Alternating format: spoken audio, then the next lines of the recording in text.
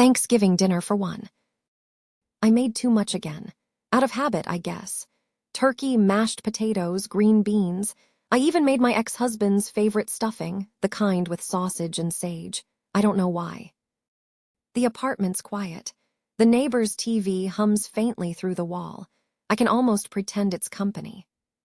I labeled everything when I was done. Turkey. Stuffing. Cranberry sauce. The ritual helps. The organization. It makes the loneliness feel productive. The fridge hums in approval, steady and soft. It's funny, I never noticed how alive it sounds until tonight. At least something's running smoothly in this apartment. It's colder tonight. The heater clicks and sighs like it's giving up. I couldn't sleep, so I went to grab a drink. The kitchen was dark except for that pale refrigerator light, the kind that makes everything look slightly underwater. When I opened it, the containers looked different. A little fogged, sure, but also, they weren't where I left them. The cranberry sauce was up front now. And when I leaned in, I swear I heard something. Not the usual hum. A faint whispering. I froze, waiting. It came again, softer, almost under the sound of the motor, like someone mumbling through a wall. Maybe it was just the fan, or the neighbors. But I caught a word this time. My name. Diane. I'm being ridiculous. Appliances make sounds. That's all they do.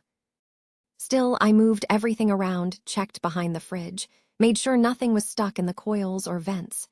There was a faint smell, though, under the usual cold air, sweet, like spoiled fruit. I threw out the cranberry sauce, just to be safe. The whispering stopped for a while after that, but when I sat down for lunch, turkey sandwich, nothing special, I noticed something. The gravy container on the top shelf was unlabeled. I always label them, always. I peeled the lid open and the smell hit me, not sour, but warm, heavy, like meat just starting to turn. Then I heard it again, a breath soft close to my ear. Whisper. You forgot one. I slammed the lid shut so fast I spilled gravy on the floor. The sound stopped instantly. Uneasy laughter. It's fine. It's just my head filling in the silence. That's what loneliness does. It makes echoes where there aren't any. The neighbor downstairs, Mr. Holbrook, knocked earlier. He said he heard something crying through the vents last night. I told him it must have been the pipes. He looked at me too long, like he wanted to say something else but didn't. After he left, I sat in front of the fridge for a while, listening. It was humming low, steady, almost like a song, a droning, rhythmic tone that wavered when I breathed. I recorded it this time, just to prove to myself it's normal. A faint recording plays, the fridge hum grows. Then beneath it, a layered murmur of voices. When I listened back, there were words, not clear but there. Eat, keep, stay. I unplugged it for a few minutes. The silence was worse. It sounded like the whole apartment was holding its breath. The leftovers have started to smell, not rotten yet, but human. Warm, sour, alive. I was going to throw them out tonight. I had the trash bag ready. But when I opened the fridge, every container was perfectly stacked again. Lids on, condensation dripping like sweat down the plastic. And then the turkey moved. Not a lot, just a shift like something settling beneath it. And the label was gone, the one that said turkey. In its place, written in fog, on the inside of the fridge door were 3 words. Don't forget me. I've stopped eating. Everything tastes like cold air. The whispers come even when the doors close now. They're clearer, familiar. Diane, remember the lake. Diane, don't waste it. Diane, you left it all behind. They sound like people I knew. My mother, my ex, a friend who stopped calling. Each voice matches a container. The cranberry sauce hums higher. The stuffing rasps low. She laughs weakly. I know how that sounds. But when you spend enough nights alone, you start to understand the hum. You start to feel it matching your heartbeat. Sometimes it's almost comforting, like they're keeping me company. I dreamed I was inside the fridge. Not frozen, just cold. Everything was lit white blue, humming softly. The shelves stretched forever, stacked with containers, each labeled with dates from my life. High school, 2006. Wedding day, 2012. Divorce, 2023. I opened one and found myself looking out from inside the fridge, watching me standing in the kitchen, breathing fog into the air. When I woke up, the light was still on. I swear the door was open. And the leftovers, they'd multiplied. There were more containers now, ones I never made. One said November 29, Diane. It's louder tonight. The fridge, I mean. It's humming so deep I can feel it in my ribs. Every time it kicks on, the light flickers. I opened it again, slowly this time. Everything was still, but the cold hit me hard, not fridge cold, but cellar cold, wet and thick. The containers were breathing. The lids rose and fell slightly, in rhythm with the hum. Choked sob. And I heard them all at once. Every whisper, layered over each other like static. We're still here. We kept you company. Don't throw us away.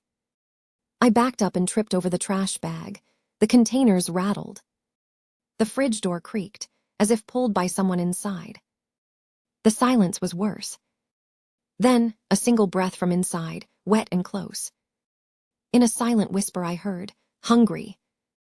I tried to fight it, tried to throw everything out again.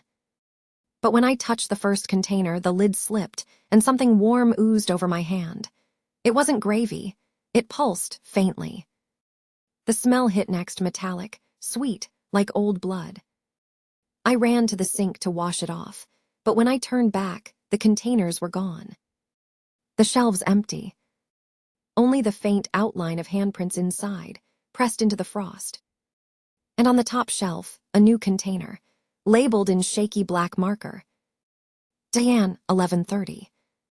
I've decided to clean. Everything must go.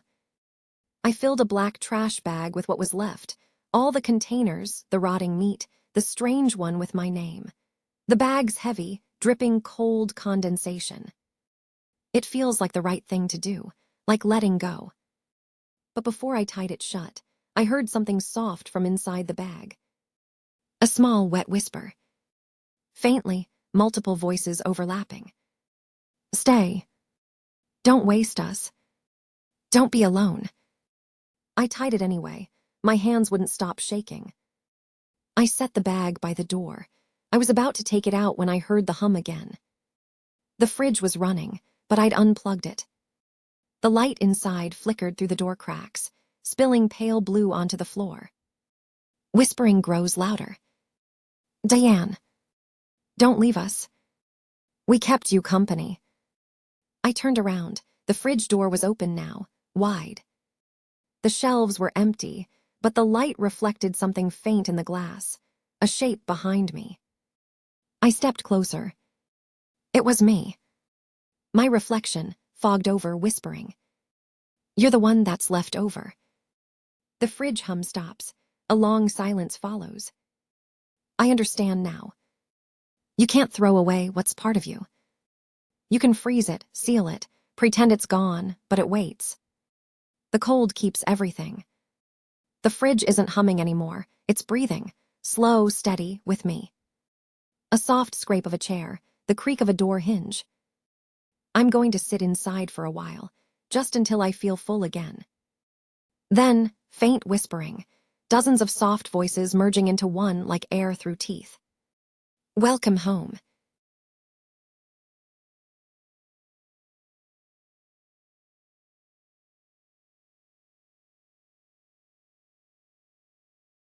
Day 1.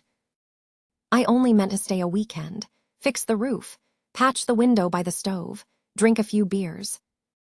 That was before the storm rolled down the ridge like a lung full of white breath and swallowed the world. Now the road's gone. The trees are just pale shapes behind the snow. The generator froze. And the silence, it's not empty. It presses, like standing in a crowd that's holding its breath. My name S. Jonas Ward. Used to be a park ranger. Retired early, though retired sounds gentler than the truth. After last winter's rescue, The one where the kid didn't make it. I figured I'd earned a little peace. But peace feels different when it's this quiet. The fire's my only sound now. The flames talk if you listen long enough. Just little sounds like they're shaping words in the smoke. Probably just draft noises through the chimney. But sometimes, it sounds like it's saying my name. I tell myself it's the wind. Always the wind. Day 2. Cold crept into my bones last night. I woke up shaking even though the fire was still bright. My breath hung above me like ghosts waiting their turn.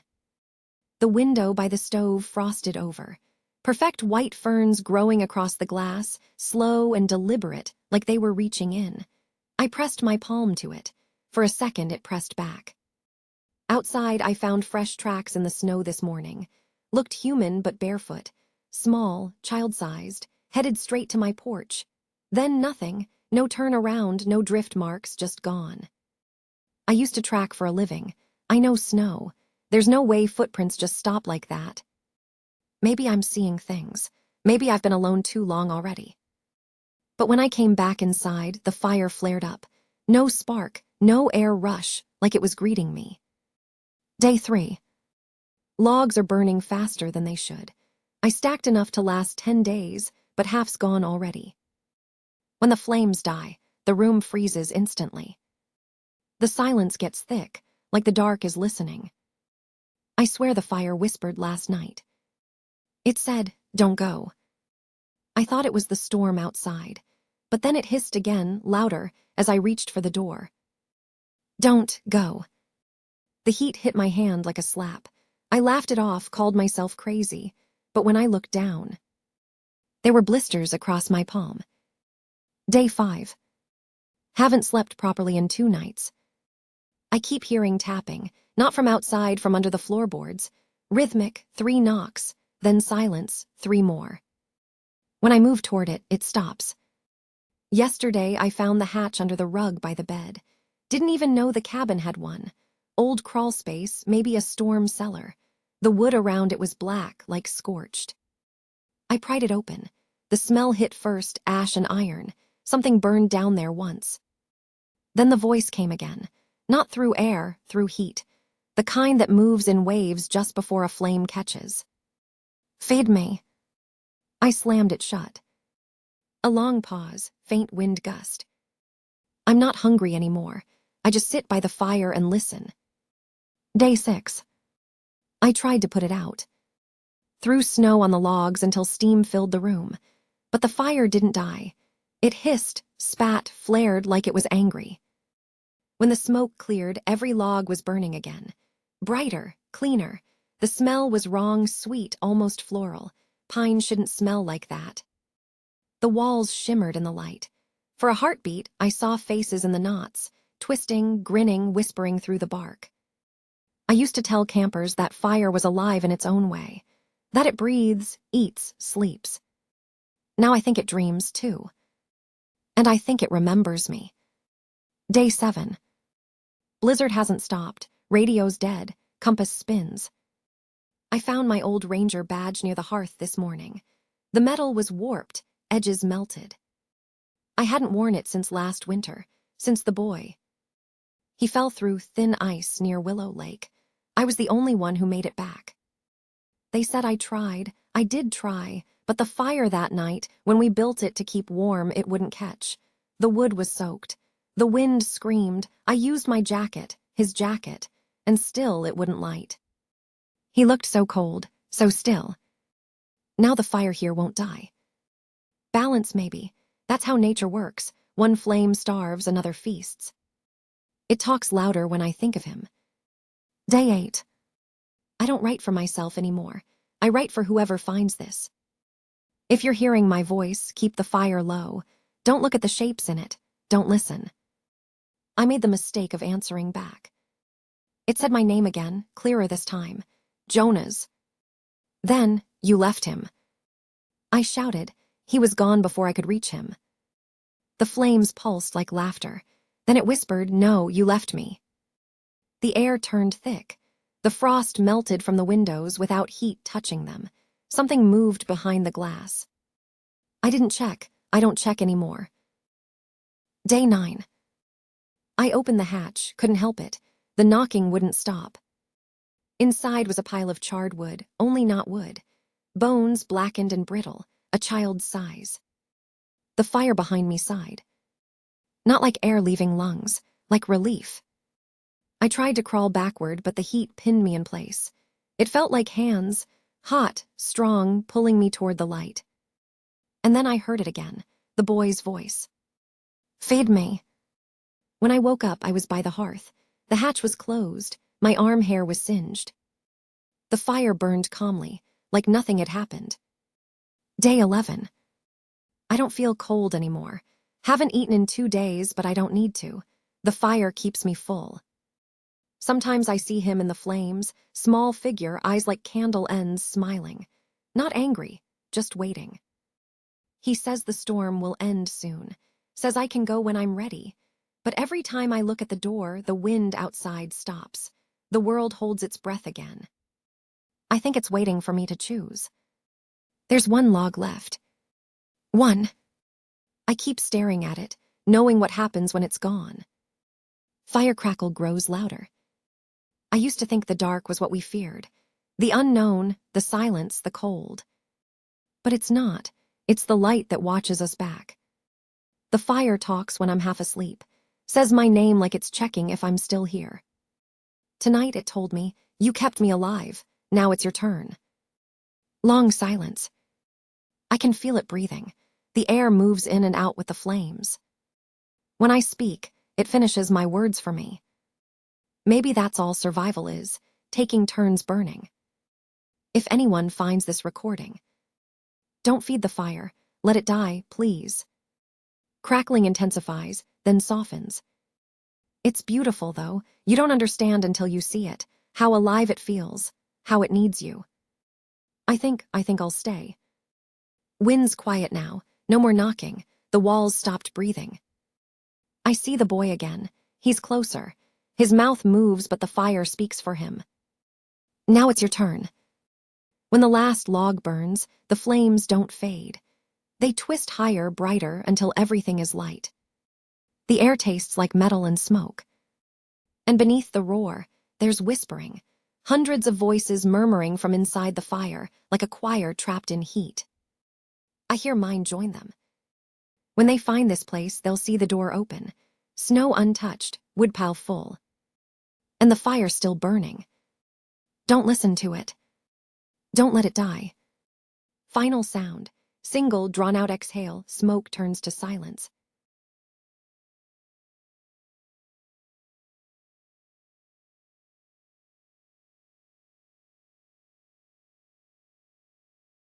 This is Evan Markham, Harrow County Gazette, recording for archival purposes. November 14th, 11:55 a.m. I'm standing on Main Street, Harrow's Bend. The official harvest parade was canceled last year. Budget cuts, low turnout, same story as always. But I can hear it. The music. I thought maybe they'd moved the parade, or maybe my mother's radio was bleeding through the walls again. But when I stepped outside, the street was empty, and the trumpets were right here. Static deepens, then cuts. Harrow's Bend isn't the kind of town people move to anymore. It's the kind of place people inherit. Population 3,000, if you still count the nursing home and the boarded-up motel. My family's been here since before the highway cut through the farmland. My mom still talks about when Main Street had 2 diners and a movie theater that sold popcorn for a quarter. I moved back last year after her stroke. I told myself it was temporary, that I could freelance from here, write about local history, maybe shoot photos for the Gazette. Mostly, I just drive around looking for things that still feel alive. The Harvest Parade used to be that thing. When I was a kid, it was magic. The floats, the marching band, the smell of kettle corn and engine smoke, it made the whole town feel like a movie for one afternoon. The parade always started at noon, right on time, no matter the weather. But as I got older, I noticed things changing. The same songs, the same banners, the same jokes from the announcer on the loudspeaker. Like everyone was performing a memory they didn't really believe in anymore. The last parade was 6 years ago. Attendance was so bad they cut the route in half. The mayor announced afterward they were reconsidering the future of the event. Everyone knew what that meant. And yet, 2 days ago, I heard the music again. I was sitting in my car, parked outside the Gazette, watching a storm roll in. My mother had fallen asleep with the TV on, the sound of some old sitcom bleeding through her bedroom door. That's when I heard the faint rhythm, the sharp, uneven beat of a snare drum. At first, I thought it was thunder rolling over the hills, but then the brass kicked in bright and cheerful, just a little off-key. The Harvest March. It was the same song they'd played every year, the one the high school band could never quite get right. I stepped out of the car. The street was empty. The clouds hung low, gray and heavy, the kind that made the air taste like metal. But the music was there, floating through the stillness, carried by no wind. I followed it. By the time I reached Main Street, the sound had grown louder, and that's when I saw them. The parade. Every float, every band member, every waving hand, drifting past like smoke in sunlight. They were translucent, pale around the edges, like reflections in rippling water. The floats shimmered, the Harvest Queen float, the antique tractors, even the papier-mâché turkey from the elementary school. Confetti fluttered through the air, only it wasn't colorful. It was gray, the edges crumbling into ash when it hit the ground. The marching band's uniforms bled into the fog with each step. And yet, their instruments gleamed, brass catching light from a sun that wasn't there. I lifted my camera. The lens fogged instantly. When I wiped it clear, the parade was already half a block down. Recording Harvest Parade sighting. Main Street. Visual anomalies include translucence, repetitive motion patterns, sound distortion. Smell of burnt sugar and exhaust. I said it like a professional, like an observer, but my hands were shaking. A young girl on a float waved at me.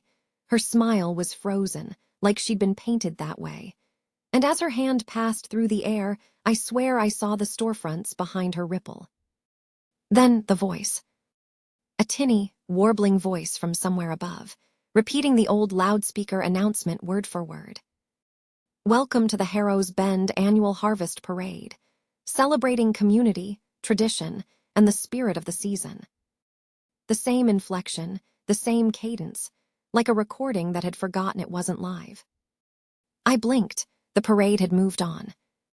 The street was empty again. Only the faint echo of trumpets remained. That night, I tried to rationalize it. Maybe stress, lack of sleep. Maybe the wind had carried music from some festival 2 towns over. But when I played back my recording, I heard it again, the distant brass, the faint cheer of the crowd, and something else under it, too quiet to be speech. A whisper. You missed your turn. The next morning, the air felt wrong. I drove through town, half expecting everything to be normal again, kids waiting for the bus, someone washing their truck at the gas station. But Harrow's Bend looked paused. The same leaves in the same gutters. The same flag caught mid-flutter on the library pole. I parked near the post office, stepped out, and felt the ground vibrate, just a tremor, faint but rhythmic, like distant footsteps. The parade was back. Same music, same route. But this time, I wasn't alone. Across the street, near the hardware store, I saw my old classmate Dean watching too. He didn't look surprised, just tired, hollow-eyed. Dean, I called out. He turned, mouth open like he wanted to answer, but no sound came out. His outline shimmered for a moment, like heat distortion. Then he vanished. The floats passed in front of where he'd been. The Harvest Queen waved again. Her hand motion didn't match the beat off-tempo by exactly 1 count. The confetti landed on my coat, cold, wet, dissolving like snow. I followed the parade this time. Down Main Street, past the diner, past the edge of town where the pavement turned to dirt. Each step I took, the air grew colder. The light dimmed, but never changed, like I was walking through a photograph deeper into its grain. The floats turned down a side road I didn't recognize. though I've lived here my whole life. That's when my recorder started to glitch. Recording, static, location unknown, parade continuing past. The rest dissolved into hiss. Ahead, the last float slowed. The banner read, Harrow, S. Bend welcomes you home. Behind it, a single figure stood, holding a camera identical to mine. He smiled, lifted it toward me. The flash went off, blinding white. When my vision cleared, the parade was gone. Just gray sky, empty road. And my camera, still in my hand, had a new photo on its display. A crowd cheering, banners flying. Me, standing in the middle of the street, waving. I stopped sleeping. Every time I closed my eyes, I heard the music starting again. The Gazette called, wondering why I hadn't turned in my story about the ghost sighting. I couldn't explain it without sounding insane. I tried to show them the photo, but when I opened the file on my laptop, it was blank, just gray static. I drove to the edge of town that evening, trying to find the road the parade had turned down. But every time I reached the bend, the GPS glitched, rerouting endlessly, spinning like a compass with no north. The air smelled like burnt sugar. The sun hovered above the horizon, never rising or setting. And from somewhere deep in the fog, the distant, slow pulse of a drum. I parked, stepped out, hit record again. Evan Markham, Harrow County Gazette, November 15th, following the sound. If anyone finds this, it's not a hallucination. The parade is real or real enough to notice me. The more I listen, the closer it gets. I think it wants me to see something, maybe where it ends. The fog thickened. Shapes moved within it, silhouettes of floats, drifting just out of focus. The drumbeat grew louder. The temperature dropped so fast my breath came out in clouds. Confetti swirled through the air again, gray and fluttering. Then I saw them, faces in the fog, people I recognized.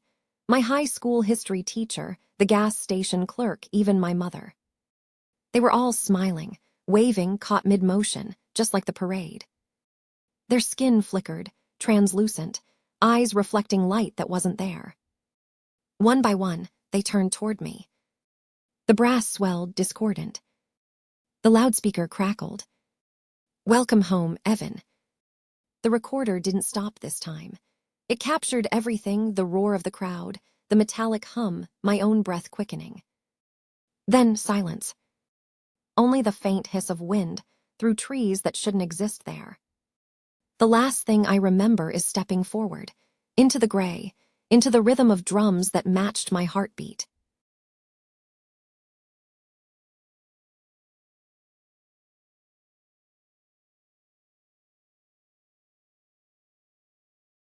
Voice log 1:47 a.m. Hey, it's Jordan. Don't know why I'm doing this. Maybe I just need to talk to someone even if it's just my phone. I've been here since noon, 15 hours. They said the sale ends at midnight, but midnight came and went, and we're still open. Customers keep coming in. Outside, the parking lot's full, but it's so damn quiet out there. No engines, no honking, no wind, just this flat black emptiness under the lights. Inside, though, it's never quiet. The hum, the scanner beeps, the overhead jingle, all of it looping. They told me to cover toys tonight, but it feels like the aisles stretch longer every time I walk them. Like someone keeps adding shelves while I'm not looking. Anyway, if I sound dead, it's because I am. Dead tired, maybe just tired. Voice log 2:03 a.m. It's weird being the only associate still on the floor. Everyone else is on break. Haven't seen Tasha since 1. She went to the break room and never came back. I scanned a family's stuff, matching pajamas, cheap TVs, plastic Santas, all smiling like nothing could touch them. I asked if they wanted a warranty, and they all laughed at the same time. Exactly the same time. It didn't sound right. I laughed too, couldn't help it. When they left, I swear the mom was still smiling in the security monitor after she'd gone out the door. My heart sinking to it. Voice log 3:22 a.m. So what, something, S off with the cameras.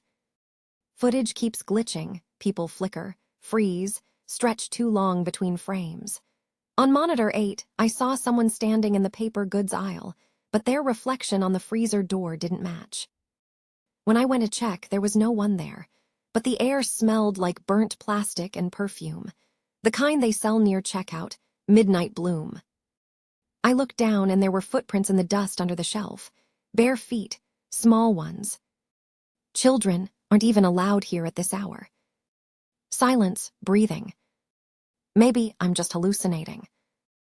Voice log for 3:41 a.m. I told myself to just focus on work. Keep scanning, keep smiling. That's what they want, right? I made coffee in the break room. It tasted wrong bitter metal, like licking a penny. The vending machine kept buzzing, so I unplugged it. That's when the intercom clicked on. Static first, then a voice. My manager's voice or close. Attention associates, thank you for your dedication. Remember, the sale never sleeps. I laughed out loud. Then it said, neither should you. And the lights flickered. When they came back, every mannequin in apparel was facing the register. Voice log 5:58 a.m.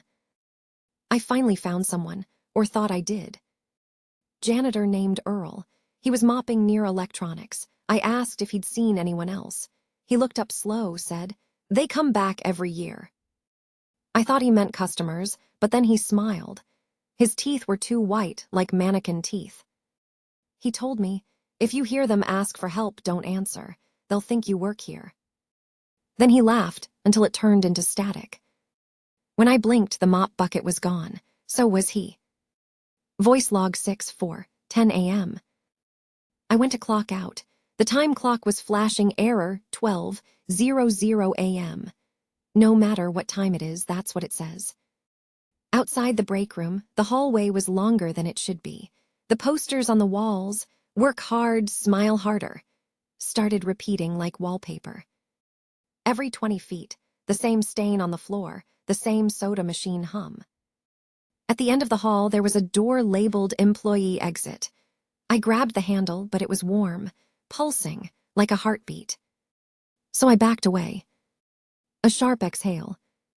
I think the store's breathing. Voice log 7:21 a.m. Customers won't stop coming. Every aisle's packed again, but no one makes noise except for the questions. Do you have this in a different size? I've been waiting forever. Same tone, same pitch, like a recording. Their faces don't stay right, eyes too close together, mouth stretching when they smile, and every time I blink, one's closer. I dropped my scanner earlier. When I picked it up, the screen just said welcome back, Jordan in red text. I don't remember it ever doing that. Voice log 8:29 a.m. Okay, I think I get it now. The sale never ended because it never started. It's just looping. Every 20 minutes, the same announcements play. Unbeatable prices, limited time only. But when I check my phone, no signal, no clock. The timestamp resets every time I record. The customers keep repeating their lines. The mannequins move when I'm not looking. And the walls hum louder the longer I stay still. Small nervous laugh.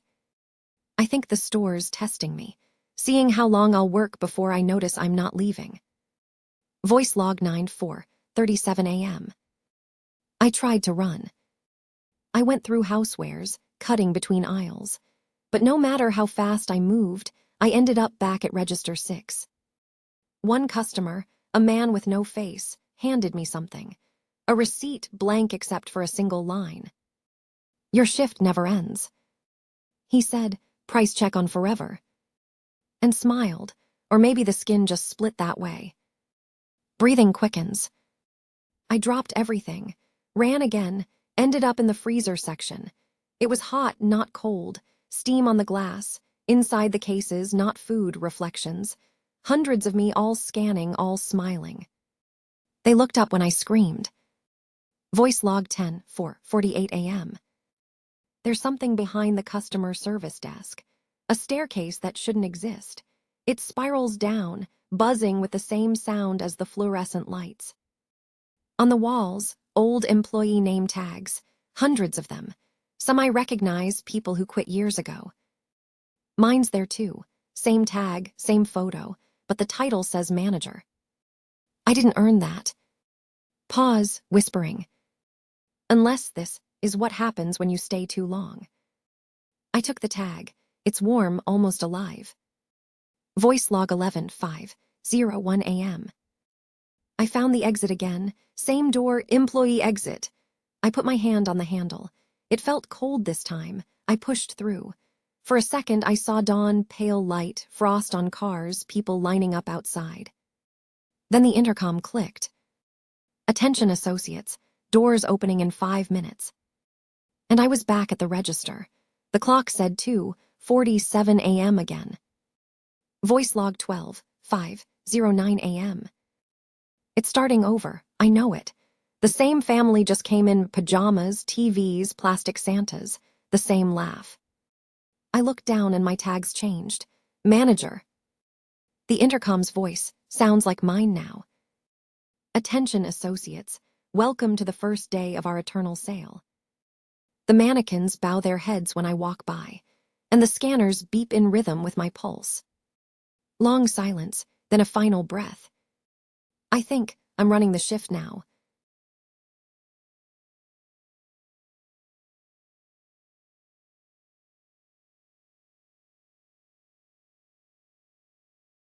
My name is Carol. I'm 22, a junior at Millfield College, and I've been babysitting for the Hearts since freshman year. Nice people, normal people. They live in one of those newer houses on the edge of town, porch light shaped like a lantern, wind chimes that never seem to stop. It's early November, the week before Thanksgiving. The air smells like rain and chimney smoke. The Hearts are out for their anniversary dinner. They'll be back by midnight, they said. I promised to text when the baby went down. Their son, Jonah, is barely 8 months old. Easiest baby I've ever watched. Fell asleep 10 minutes after they left. The house is warm. Soft yellow light from the kitchen lamp, toys scattered across the carpet. The baby monitor on the counter glows faint blue, the static whispering softly like ocean waves. Everything feels normal. At least until 9:47 p.m. That's when my phone buzzes. A text from Mrs. Hart. Everything okay? Don't forget to check the back door. Sometimes it doesn't latch. I glance toward the sliding door. It's closed. Locked. I double-check anyway. The wind rattles the trees outside. All good, I texted back. The reply comes instantly. Good, he gets fussy if it's open. I glance at the monitor. Jonah's sleeping soundly. Tiny chest rising and falling, I smile. Then I see it. The timestamp on her message, 11:12 p.m. I blink. My phone clock still says 9:48. Must be a glitch, I think. Weird service out here. I set the phone down, shake off the unease. But the air feels cooler now. The lamp hums louder. And the baby monitor crackles, just for a second like a whisper half-formed. By 10:30, the house has changed. Not much, just a feeling. Like someone turned the walls slightly inward. I sit on the couch, scrolling mindlessly. Every few minutes I glance at the baby monitor. Jonah's fine, peaceful. Then another text. Don't go near the window. From Mrs. Hart again. My stomach flips. Why, everything okay? I type back. No answer. I look toward the window. The curtains sway slightly, though the vent isn't on. I tell myself it's just the draft. The baby monitor hisses louder, then settles. And then another buzz. Stay quiet. He notices when you move too fast. I stand slowly. Mrs. Hart, I whisper. My phone clock reads 10:32 p.m. Her message says 1:08 a.m. I stare at it until the screen dims. My palms are slick with sweat. There's no one else I can call without sounding insane. So I do what I always do, check the locks, check the baby, breathe. The hallway feels colder than before. I can see my breath faintly in the air. The nursery door is cracked open. A soft nightlight glows inside, washing the walls in warm amber. Jonah's still sleeping. I lean over the crib just to be sure. He's fine. His tiny hand twitches in a dream. But something catches my eye, a reflection in the nursery window. At first I think it's me, but the shape doesn't move when I do. It's standing in the yard, a tall figure blurred by the glass, still. I blink and it's gone. I step back, heart racing. Then my phone buzzes again. Don't look outside. I nearly drop it. The timestamp reads 1:11 a.m. I shut the curtains. Every sound feels magnified now. The creak of the floor, the hum of the fridge, the distant scrape of branches against the siding. When I step back into the living room, the toy train on the carpet is moving. Around and around. Its tiny headlight blinking. I didn't turn it on. Battery must have clicked, I whisper, voice trembling. The train slows, stops, reverses direction. I froze. The baby monitor crackles again, louder this time, with fragments of words tangled in static. Don't open. I grab it, heart hammering. Mrs. Hart. Static answers me, rising and falling like breath. Then a thump upstairs. The floor above me groans. Slow, deliberate footsteps, but Jonah's crib is downstairs. Someone's in the house. I called Mrs. Hart, straight to voicemail. The footsteps move across the ceiling. Stop. Then the baby monitor lights up bright green. The sound of breathing fills the kitchen, not Jonah's, too deep, too steady. I rush into the nursery, whispering, "It's okay, sweetheart." Jonah's still asleep, alone, but the air's freezing. My fingers ache from the cold. Then the baby monitor on the counter clicks, even though I'm holding it. It's transmitting from somewhere else. From upstairs. The next text comes as I climb the stairs. "You're doing so well, Carol, but you can't save him." From Mrs. Hart. Timestamp, 1:45 a.m. The lights upstairs are off. My phone's flashlight throws long shadows across the hallway walls. Every framed photo I pass seems to tilt slightly as I go by, faces warped by glass glare. At the end of the hall is the guest room, door half open.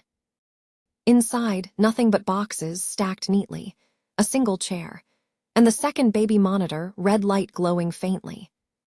The speaker crackles, whispering something rhythmic. I lean closer. It's a lullaby, soft, slow, almost human.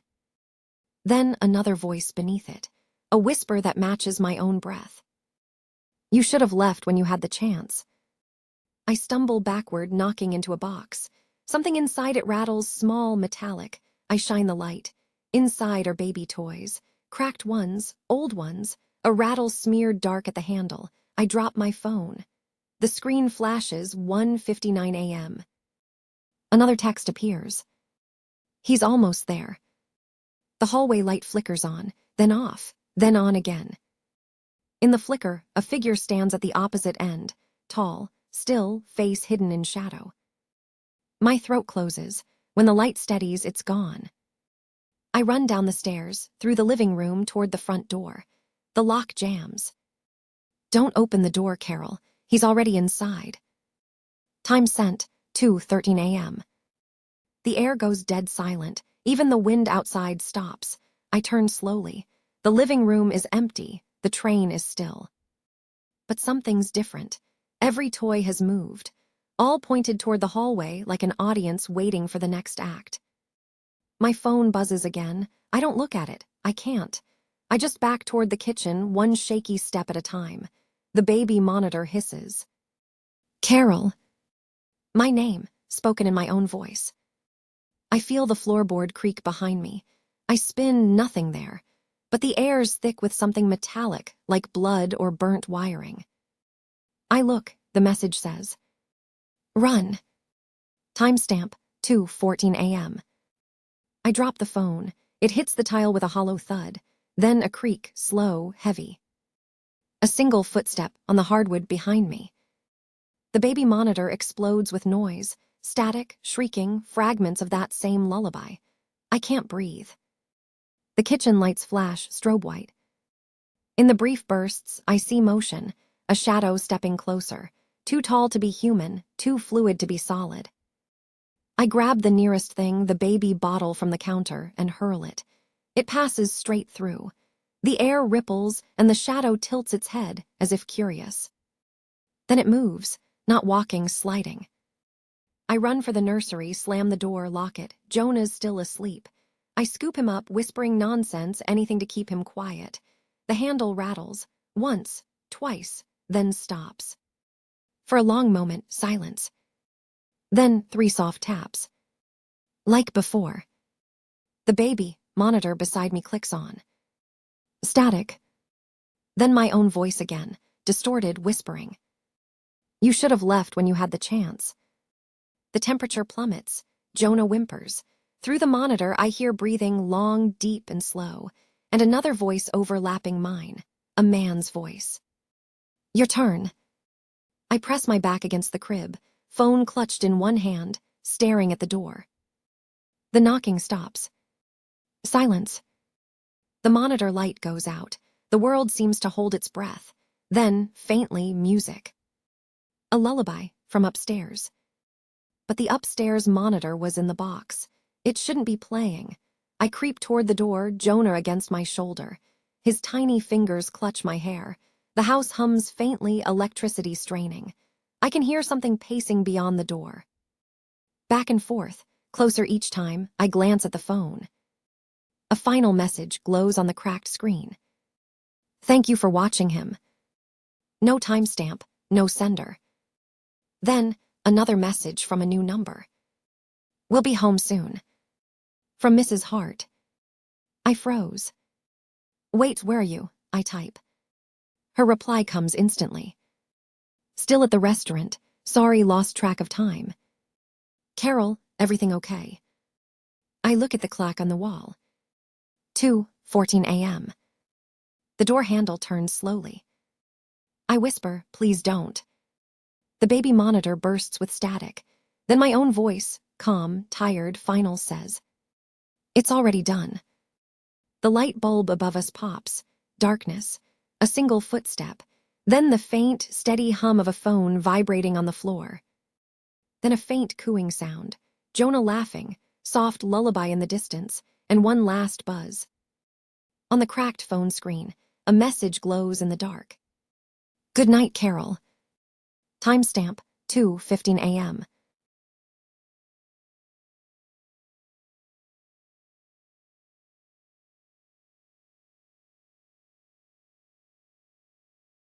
It's been 134 days since the divorce.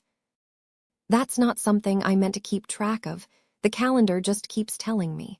The little excess march on like soldiers, one day at a time. I used to paint in this room. The walls are still smudged with faint streaks of cobalt and sienna. There's a single maple tree outside, almost bare. It's November, cold enough that the radiator never stops complaining, clicking and clanging like old bones. There's one red leaf left on the tree, bright against all the gray. I noticed it last week. I thought it would fall, it should have. But every morning, when I wake, it's still there. Sometimes I think it's closer to the window than before, just a little, like it's leaning toward me. It's ridiculous, right? A leaf can't move on its own. But the funny thing is, I haven't either. I couldn't sleep last night. The wind kept slapping at the windows, and each time I thought I heard a sound, a soft, rhythmic tapping, not like branches brushing, more deliberate. When I finally turned on the light, the leaf was there, still there, pressed almost flat against the glass now. It shouldn't be possible. The branch doesn't reach this far. There's a gap of maybe a foot between it and the window. When I got closer, I saw condensation under the glass. My breath made little clouds, and for a moment, I thought the leaf's shadow was breathing too. I swear it's closer than it was. The air smells sweet tonight, not in a nice way, like flowers that have been dead too long in a vase. There's also a faint mildew smell, damp and clinging. I opened the window earlier, just to let some air in, but the radiator fought back with its usual clicks and groans. It's so old it sounds like it's arguing. When I looked again, the leaf was back at the glass. I'm sure of it now. It moves when I'm not looking. I tried to draw it earlier, just to make sense of it. But when I sketched the veins, the pencil lines looked like little fingers, reaching, curling, gripping. I tore the page out I shouldn't have. Now there's a faint stain on the desk, rust red. I heard it again, the tapping 3 knocks, slow, then silence. I held my breath and leaned in. The glass was cold, but when I put my fingertips against it, I felt a faint vibration, like something answering back. I tapped once, nothing, then 2 soft taps, right where my hand had been. I stepped back, heart pounding. I told myself it was just the wind, but the air was still. Outside, not even the smallest breeze. And the leaf, it wasn't flat anymore. It was tilted as though facing me. I should take it down, but what if it's the only thing still listening? I dreamed last night. I was standing under the maple tree. The branches were bare except for one red leaf, trembling at eye level. I reached for it, but before I could touch it, it spoke. It said my name, not loudly, like someone whispering from another room. When I woke up, my fingers were damp, and there was dirt under my nails. I checked outside. The ground beneath the tree was undisturbed, but on my windowsill, a smear of mud. Maybe I sleepwalked, maybe. I tried to distract myself today, made tea, reorganized the kitchen, even turned on music for the first time in months. But the air's colder now. Even with the radiator on full blast, my breath fogs the air. I caught myself watching the window for hours. The leaf's veins seemed darker, thicker. Around dusk, the light hit it just right, and I saw something that made me drop my mug. There's a handprint on the inside of the glass. Not mine, too small. It's right beneath the leaf. The tapping hasn't stopped. It's gentle now, constant, a heartbeat. I recorded it earlier, thinking I could prove to myself it's nothing. But when I played it back, the sound wasn't taps. It was breathing. Shallow, slow, in, out. I went to the window again, and for the first time I noticed frost climbing up the sides. The pattern looks like veins, the same as the leaf. And right where the leaf stem touches the glass, the frost melts slightly, like from heat. I can smell it now, sweet and rotten, like something that wants to bloom but can't. Something is wrong with the window. I woke to the sound of glass creaking. The panes bowed inward slightly, like pressures being applied from outside. I shined a flashlight through it. The beam caught the leaf, only it's not a leaf anymore. Not exactly. The veins have spread. They've reached the frame, spreading like roots or capillaries threading through the frost. And the color, it is darker. Not red now, but a deep, bruised crimson. It's growing. Every few minutes the tapping grows louder, then stops, like something testing the barrier. I can't look away. I'm shaking so hard the phone's slipping. Oh God, it's not outside anymore. The glass, it is open. The window is open. The cold isn't cold anymore. It's damp, heavy. The air feels like someone's breath against my cheek. I don't remember opening it. Maybe I was dreaming again. The tree outside, it's bare now. Every branch empty. Every branch except one. Something standing where the leaf was. It is watching me. Morning, pale gray light. The window's still open. The radiator's off now. Dead silent. On my desk, the red leaf. Perfect. Untouched, and I picked it up. It's warm, warmer than my hands. When I looked up, I saw my reflection in the glass. Only it wasn't alone. Behind me, outside the window, someone stood among the branches. A pale shape. Same eyes, same face. Me. The figure tilted its head. Then the sound came, the soft rustle of leaves, even though there were none left. Maybe it's time to fall.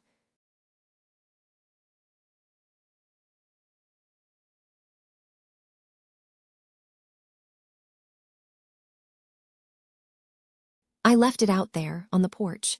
Couldn't bring myself to throw it away. It's been 3 weeks since Halloween, but I still see its orange glow when I close my eyes. The kids stopped coming by after the frost hit, and the decorations on the street, plastic ghosts, skeletons, all that store-bought cheer, started slumping into themselves. Like everything does here, like everyone does. This house, it used to be my parents'. Now it's just walls swollen with November damp. The floorboards sigh like old lungs. The air smells like cedar, mildew, and what I think is memory trying to rot. I keep the porch light on, even though no one's around to see it. One of those old bulbs that buzzes louder when you're alone. The pumpkin sits under it, my last one.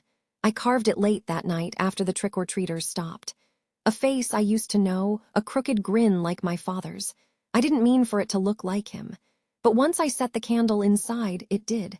I swore the eyes followed me when I went back inside. I remember thinking, it's too good to throw away yet. Most days, I talk to myself just to keep the sound of silence from getting too loud. Used to be a school custodian before the district cut hours. Funny, cleaning up after kids, they never realize you're there until you're gone. Now I sweep leaves instead of halls, heat soup instead of mopping floors. Radio's been broken since summer, but I keep it on anyway. The static's better than nothing. Every morning, I make coffee that tastes like damp paper and sit by the window watching the street. Mrs. Doyle's house across the way is empty. She passed last winter. The Petersons moved out before that. There's no one left to wave at. Except the pumpkin. It sits there like it's waiting for someone. The first thing I noticed was the smell. Sweet rot like fruit trying to remember what it was before it turned. I figured some raccoon had been at it, but when I went out to check, the pumpkin didn't look worse. It looked better. The sag in the sides had tightened. The mold had pulled back, like breath drawing inward. I touched it. Its skin was cold, firm again, like it had just been carved. There was no candle inside, but when I leaned closer, I saw something flicker in the hollows of its eyes. Not light exactly, more like the memory of light. I told myself it was nothing. That's what I always tell myself. But that night, I dreamed of Halloween. Not last week's, though. One from years ago. The one when Mom made hot cider and Dad was still alive. The one where I took the neighbor kids around the block, pretending not to mind that I didn't have children of my own. When I woke up, the air smelled like sugar and smoke. And the pumpkin was smiling wider. I should have thrown it out then. Should have taken it by the stem and pitched it into the compost heap. But I didn't. Something in me wanted to see what would happen next. Like when you leave a wound uncovered just to see how the skin knits itself. Each day after, I told myself, tomorrow, I'll toss it tomorrow. But every night, I'd see that faint glow through the window. And I'd remember things, small, stupid things. The feel of my mother's wool gloves. The way my father coughed after laughing. The smell of pumpkin seeds roasting in the oven. The things that made this house a home before it became a mausoleum with plumbing. It felt good, remembering. It felt like the house was breathing again. Until the scratching started. The sound came from the porch around midnight. I thought it was wind at first, but wind doesn't scrape in circles. I cracked the door open and the porch light flickered. The bulb hummed so loud it hurt. The pumpkin sat there, steady as stone, but the air around it was moving, like heat over pavement. The carved grin twitched, I swear it did. And then I saw the stem. It wasn't brittle anymore. It looked fresh, green at the base. A faint trail of frost had melted around it, as though the air itself bent to keep it alive. That's when I heard the radio in the kitchen switch on. Static, then a voice, my father's voice. "Angel," he said. "Don't let it back in." I ran to the kitchen, but the dial was off. Unplugged, even. The cord dangled like a cut vein. When I went back to the porch, the pumpkin's eyes were glowing properly now, like candles had been lit inside. Only I hadn't touched it. That was the first night I hit record. I found an old cassette player in the hall closet, one Dad used to use to record his sermons when he filled in at church. Figured if I was losing my mind, I might as well leave a record of it. So here I am, talking to myself again, except now there's proof. I left the tape running on the kitchen table while I went to the porch. The air was sharp, full of that sweet rot and cold iron. I could see my breath in the glow. When I got close, I swear the pumpkin pulsed, like something breathing under the skin. I said, "All right, what are you?" And then it answered. Not in words, just sound, The faint laughter of children far away like a recording played in reverse. Leaves scraping over the steps. And underneath it all, that hum from the bulb swelling until it popped. The porch went black. The only light left came from inside the pumpkin. After that, the house started changing. The next morning, there were footprints in the frost leading up to the porch. Small, child-sized. They stopped right in front of the pumpkin and vanished. The mail slot clattered even though no one delivers here anymore. And inside, the air grew colder. Each night I recorded, the same pattern repeated. More laughter, closer each time. Sometimes a knock. Sometimes a whisper just beneath the tape hiss, saying my name like a question. Angel. Once I thought I saw someone in the reflection of the window, just a shadow behind me. But when I turned, there was only the pumpkin. It was perfect again now. Fresh, new, even the candle inside looked untouched like it had just been carved. Except I hadn't carved it that way. The face had changed. Younger now. My own face maybe 20 years ago. That night I burned the tape, or tried to. It wouldn't catch. Plastic melted, but the real inside stayed intact. I could still hear faint laughter in it, even without power. I decided to dig out Dad's old notebooks, the ones he kept after Mom died. He used to write about the thin places, where the world got soft around the edges, where things that shouldn't overlap did. One page caught my eye. November 3rd, 1979, the light on the porch won't stay out. The jack-o'-lantern won't rot. It smiles wider each day. She says it smells like candy. I think it's her way of saying goodbye. I froze. Mom died on November 4th that year. I was 10. I don't remember much about that week except the smell of pumpkin pie and candles that burned too long. I think they saw it too, maybe the same one. Tonight the glow's brighter than ever. The pumpkin looks brand new, slick, orange, warm. When I touched it, it pulsed under my fingers, slow and steady like a heartbeat. And for a moment, I thought I heard her voice from inside.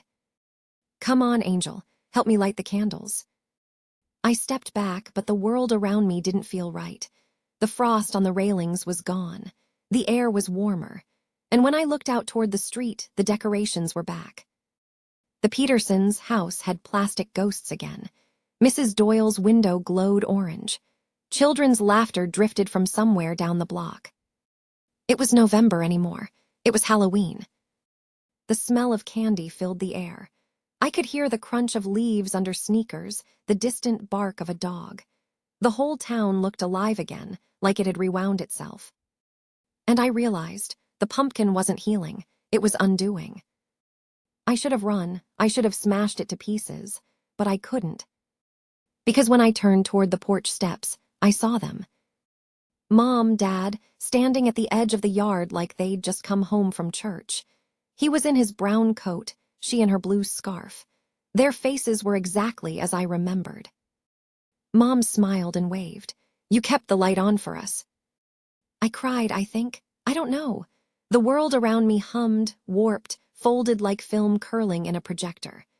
The pumpkin's grin stretched wider, and I felt that warmth spreading through me, the same warmth that used to fill this house when we were all together. But warmth can lie. Fire's warm too. I woke up on the porch floor, tape recorder beside me, still running. The air was dead silent.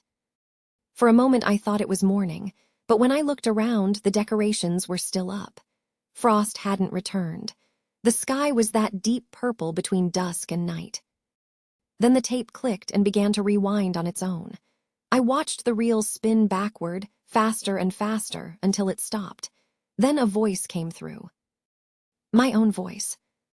I knew you'd come back, it said. Happy Halloween again. I don't know what day it is anymore. The pumpkin's glow never fades now. The candle inside never burns out.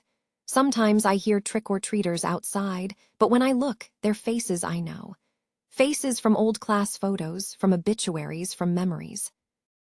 They wave, holding their candy bags, smiling those empty smiles of children long gone. The town smells like caramel apples again. The air is crisp, but not cold. And in every window, candles burn like time itself forgot to move forward. I think the pumpkin's trying to fix everything, to make it all the way it was, but it doesn't know what living things look like anymore. Neither do I. If anyone finds this tape, if anyone's still out there, don't light a candle after Halloween. Don't keep what's meant to rot. Because it will come back for you, too. All it needs is a memory to hold on to. Mom, Dad, it's good to see you again. Happy Halloween again.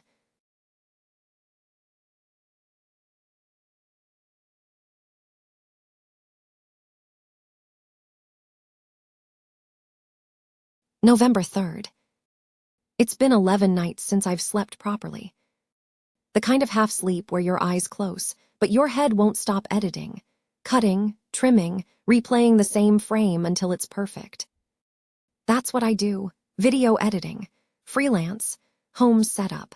One-bedroom apartment on the edge of the city, cheap rent because the walls are thin and the heat's bad. It's quiet now, too quiet. After Mel left, I thought the silence would feel like relief. Turns out, it's heavier than her voice ever was. Maybe that's why I haven't thrown out the old TV. It's this massive box from my grandfather's house. CRT, dusty, probably toxic, but I like having it there. It doesn't work. I unplugged it months ago. Still, every night at 11 p.m. it flickers on. Always channel 11. Static. No sound, just that snow-patterned glow crawling up the walls. At first, I thought a neighbor's signal was bleeding through, or maybe the building's old wiring. But last night, I noticed something. When I move, my reflection doesn't. November 4th. I tried to ignore it. I told myself maybe I was overtired. But tonight I watched closer. I sat in the dark, TV unplugged. Clock hit 11, and the screen just lit. Blue-white static, no input. I leaned in. The glass felt cold, but not like glass cold, like air conditioning from inside. And then I lifted my hand. My reflection lifted a second later, half a beat behind me. Then it smiled. I didn't. November 5th. I've started recording voice notes. Helps me track what's real. The reflection was normal during the day. Screen dark, dusty. I even cleaned it. Big mistake, because now the glass shines like a mirror. When the static came on again, it looked clearer than ever. I tried unplugging every device, even turned off the breaker. The TV still turned on. I heard something new tonight under the hiss. Whispers, like syllables cut apart, rewound. I swear I heard my name. Daniel. I covered the TV with a sheet. The glow bled through it anyway. November 6th. Had a delivery guy knock around 10. I didn't order anything. Brown box, no label. Inside, VHS tape. Black, no title. Who even uses these anymore? The weird part, there's no VCR here. But the second I touched the tape, the TV flared to life. Channel 11. Static shifted, shapes flickering inside it, like frames cutting too fast to follow. Then me, sitting where I was, wearing what I was wearing. But the timestamp in the corner said tomorrow, 11:03 p.m. I threw the tape out. Didn't hear it hit the bottom of the trash chute. Sounded more like water. November 7th.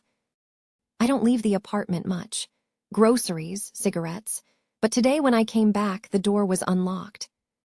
Nothing missing, nothing moved, except the TV was facing my bed. It wasn't before. That night, the static started early. 10:43. I didn't turn around right away, but the flicker filled the room like lightning caught in a loop. Then I heard it, my voice, from the TV. It said, "Don't look." November 8th. I looked, I shouldn't have, but I did. The reflection wasn't mimicking me anymore. It was replaying. Old gestures, laughing with someone who wasn't there, touching a hand that didn't exist on my side of the screen. Mel's hand, the one she used to rest on my neck when she'd fall asleep during my edits. I said her name. The reflection mouthed something back, but it was Daniel. It was stay.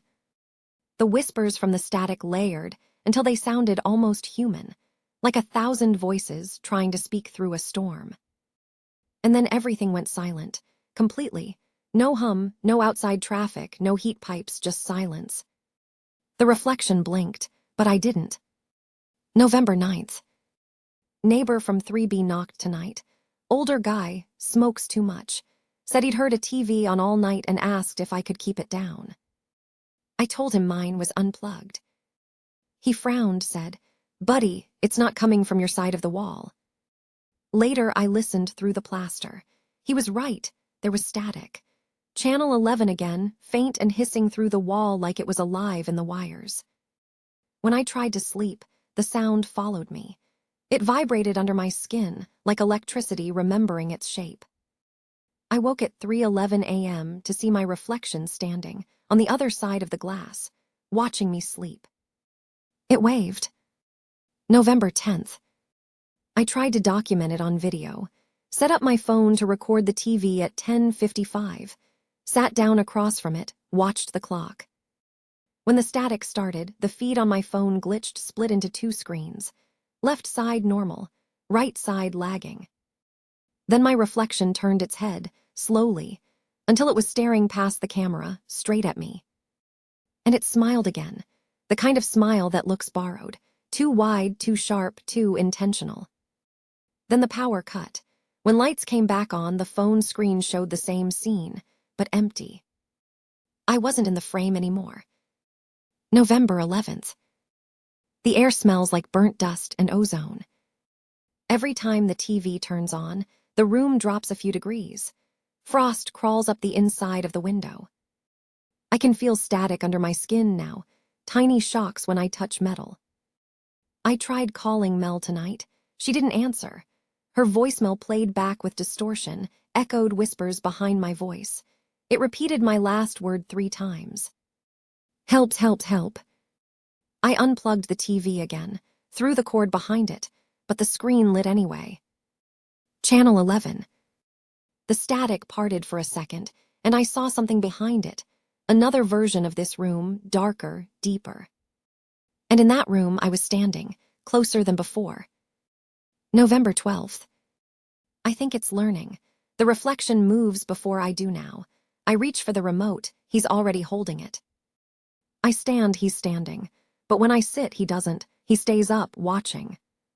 Sometimes I think I hear him breathing through the static, in rhythm with mine. I can't tell if I'm the echo or he is. November 13th, 10:45 p.m. This is my final recording. I set the phone up again, front-facing, pointed at the TV. Proof for whoever finds this. The lights are off. The air feels charged. I keep hearing the electricity hum in the walls, like the whole building's holding its breath. I can see my reflection now even with the TV off. Its faint outline glowing in the glass. The clock says 10:59. When it hits 11, I'll start filming. 11:00 p.m. It's on, channel 11. Always channel 11, the reflection's there, perfect copy, except he's smiling again. I raised my hand. He doesn't. He just stares. Then his smile drops, slow, like someone remembering a lie. He looks to the corner of the screen like something S behind me. I turn, nothing. When I face the TV again, he's standing. I'm still sitting. He leans forward until his face fills the glass. The static hisses louder, like breath pressed against my ear. He mouths the word switch. The lights flicker. My phone glitches, screen tearing into lines of static. I can't move. He reaches toward me from inside, and the screen warps outward, bending like it's soft. When his fingers touch the glass, I feel it on my skin. Cold, buzzing, he presses harder. The glass ripples. Then darkness. Found recording. Apartment complex audio log. Property check. Unit 4C tenant overdue on rent. Door unlocked upon arrival. Apartment cold. TV on. Old CRT model. Broadcasting channel 11 despite no signal. No sign of Daniel Myers. However, reflection visible on screen. Appears seated, looking directly at camera. End report.